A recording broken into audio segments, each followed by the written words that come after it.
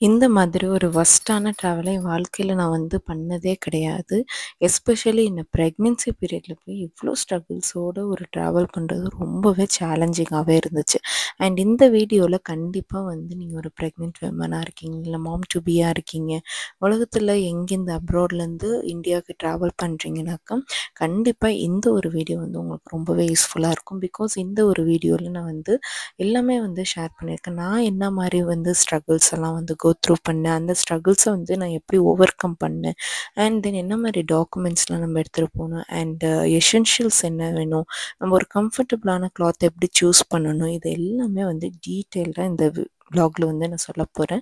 So கண்டிப்பாக உங்களோட ஃப்ரெண்ட்ஸோ ஃபேமிலிஸோ இல்லை உங்களுக்கு தெரிஞ்சவங்களுக்கோ ப்ரெக்னெண்ட்டாக இருக்காங்க, அவங்க அப்ராடில் உலகத்தில் எங்கே இருந்தாலும் சரி, கண்டிப்பாக இந்தியா ட்ராவல் பண்ணுறாங்கனாக்கா அவங்களுக்கு இந்த வீடியோ ஷேர் பண்ணுங்கள். ஸோ ரொம்பவே யூஸ்ஃபுல்லாகவும் இருக்கும். அண்ட் தென் அவங்க என்ன மாதிரி கொஞ்சம் ஸ்ட்ரகிள்ஸ் எல்லாம் படாமல் கண்டிப்பாக அவங்க ஒரு நல்லபடியாக ரீச் ஆவாங்கன்னு தோணுது. ஸோ வாங்க இப்போ வீடியோக்குள்ளே போகலாம்.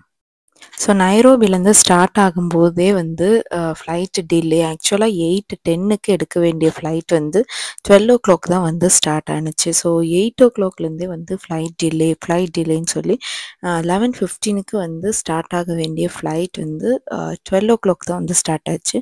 ஸோ இதுவே ஃபஸ்ட்டு ஒரு ஸ்ட்ரகிள்னு தான் சொல்லலாம். ஏன்னா நம்ம ஒரு ப்ரெக்னெண்ட்டாக இருக்கும்போது ரொம்ப நேரம் நம்மளால் ஒரே இடத்துல உட்கார முடியாது. ஸோ கொஞ்சம் வாக் பண்ணுற மாதிரி இருக்கும். பட் வாக்கிங்குமே நம்ம ஃப்ளைட்டில் பண்ணலான்னு நினைக்கும் போது கண்டிப்பாக நமக்கு அதுவுமே கொஞ்சம் அன்கம்ஃபர்டபுளாக இருக்கும்.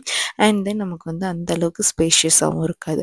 ஸோ அந்த மாதிரி டைமில் கொஞ்சமாவது நீங்கள் உங்களோட சீட்லேயே இருந்துட்டு கொஞ்சம் காலை நீங்கள் ஸ்ட்ரெச் பண்ணிக்கணும். அண்ட் சம் ரொட்டேஷன்ஸ்லாம் நீங்கள் பண்ணும்போது கொஞ்சம் கொஞ்சம் பெட்டராக ஃபீல் ஆகும். பட் அவ்வளோவா இருக்காது. பட் வேறு வழி இல்லை, நம்ம கண்டிப்பாக போய் தான் ஆகணுங்கிற சிச்சுவேஷன் இருக்கிறதுனால நமக்கு தேவையான எசென்ஷியல்ஸ் நம்ம எடுத்துக்கணும். ஸோ ஒரு ப்ரெக்னென்சி விமன் அப்ராட்லேருந்து நம்ம ட்ராவல் பண்ணுறோம் அப்படின்னாக்கா என்ன மாதிரி எசென்ஷியல்ஸ்லாம் தேவைங்கிறதையும் நான் தனியாக ஷார்ட்ஸில் ஷேர் பண்ணியிருக்கேன். ஸோ அதை மறக்காமல் செக் பண்ணி பாருங்கள். நான் டிஸ்கிரிப்ஷனில் லிங்க் தரேன். ஸோ அந்த எசென்ஷியல்ஸ் இல்லாமல் கண்டிப்பாக நம்மளால் ட்ராவல் பண்ண முடியாது. ஃபைனலாக ஏர்போர்ட்டும் ரீச் ஆகிட்டோம். ஸோ ஏர்போர்ட் ரீச் ஆனதுக்கப்புறமும் 11:15க்கு எடுக்க வேண்டிய ஃப்ளைட் நமக்கு அன்றைக்கி 12க்கு தான் எடுத்தாங்க. ஸோ எஸ், இந்த தடவை இதுதான் ஃபஸ்ட் டைம் நாங்கள் ஃப்ளைட் டிலேடுன்னு கேட்குறது. பட் ஆன் டைம் எப்போதுமே கரெக்டாகவே இருந்துச்சு. பட் இந்த டைம் ஸ்டார்டிங்லேருந்தே ஒரே ஸ்ட்ரகிள்ஸ் தான். ஸோ பிகாஸ் எப்படியோ ஆனால் இந்தியா போய் ரீச் ஆனால் போதுங்கிற அளவுக்கு ஆயிடுச்சு. ஸோ ஃபைனலாக ஏர்போர்ட் ரீச் ஆகிட்டோம். அண்ட் தென் இந்தியா வர வரைக்குமே ரொம்பவே பதட்டமாகவும் அப்படியே தான் இருந்துச்சு. ஏன்னா நம்ம ப்ரெக்னென்ட் டைமில் ப்ரெக்னென்ட் டைமாக இருக்கிறதுனால ரொம்பவே நிறைய விஷயங்கள் ஃபீல் பண்ணி தான் வர மாதிரி இருந்துச்சு. So fine. ஸோ செக்இன் பண்ணும்போது கண்டிப்பாக உங்களோட ஃபிட் டு ஃப்ளை கேட்பாங்க. ஸோ ஃபிட் டு ஃப்ளை அப்படிங்கிற சர்டிஃபிகேட் உங்களோட டாக்டர்ஸ்ட்டு நீங்கள் வாங்கிக்கலாம். நீங்கள் எந்த டாக்டர்கிட்ட நீங்கள் கன்சல்ட் பண்ணிகிட்ருக்கீங்களோ அவங்கள்ட்ட கண்டிப்பாக உங்களுக்கு கிடைக்கும். அண்ட் ஒவ்வொரு ஏர்லைன்ஸுக்கும் ஒவ்வொரு விதமான ரூல்ஸ் அண்ட் ரெகுலேஷன்ஸ் இருக்குது. சில பேர் 27 வீக்ஸு, சில பேர் 32-34 வரைக்குமே அலோ பண்ணுறாங்க. ஸோ தட் நீங்கள் எந்த ஏர்லைன்ஸ் புக் பண்ணுறீங்களோ அதுக்கு தகுந்த மாதிரி உங்களுக்கு எல்லாமே ஸ்டார்ட் ஆகும். ஸோ அது பார்த்துட்டு உங்களோட டாக்டர்கிட்ட கண்டிப்பாக ஃபிட் டு ஃப்ளை நீங்கள் வாங்கிக்கணும். ஸோ இதெல்லாம் இல்லாமல் உங்களை அலோ பண்ண மாட்டாங்க. அண்ட் தென் உங்களுக்கு எப்படி அப்பப்போ நீங்கள் உங்களோட ஹைட்ரேட் பண்ணிக்கோங்க அண்ட் ஸ்ட்ரெச்சஸ் பண்ணிக்கோங்க. ஏன்னா லாங் ஜர்னி அப்படிங்கிறதுனால நமக்கு ரொம்ப ஸ்பேஷியஸாகவும் இருக்கும் அது. அண்ட் தென் ரொம்பவே எந்திரிச்சு நமக்கு அன்கம்ஃபர்டபுளாக இருக்கும் நடக்கும்போது. ஸோ தட் இது எல்லாமே ரொம்பவும் நீங்கள் உங்களையே கம்ப்ரஸ் பண்ணிக்க வேண்டாம். ஸோ யார் பார்த்தாலும் பார்க்கலனாலும் நீங்கள் அப்பப்போ ஸ்ட்ரெச்சஸ் பண்ணிக்கோங்க.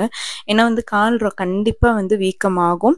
பட் அதையும் தாண்டி நம்ம ஓரளவுக்கு கொஞ்சம் கொஞ்சம் நம்ம ஸ்ட்ரெச்சஸ்லாம் பண்ணுறோம் அப்படின்னாக்கா கொஞ்சம் நமக்கு போய் அங்கே ரீச் ஆகும்போது நமக்கு கொஞ்சம் ஈஸியாகவும் இருக்கும்.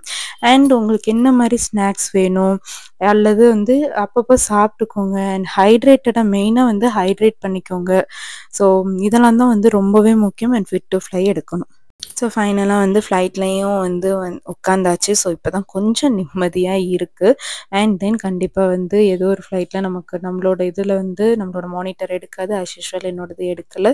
ஸோ உடனே வந்து ஃபுட்டும் கொடுத்துட்டாங்க. ஸோ நமக்கும் வந்து அப்பப்போ பசி இருக்கிறதுனால உங்களுக்கு வந்து எவ்வளோ பொறுமையாக நீங்கள் சாப்பிட்டாலும் அப்பப்போ நீங்கள் வந்து சாப்பிட்டுக்கணும். அண்ட் யூரின் வந்து நீங்கள் அடக்கவே கூடாது.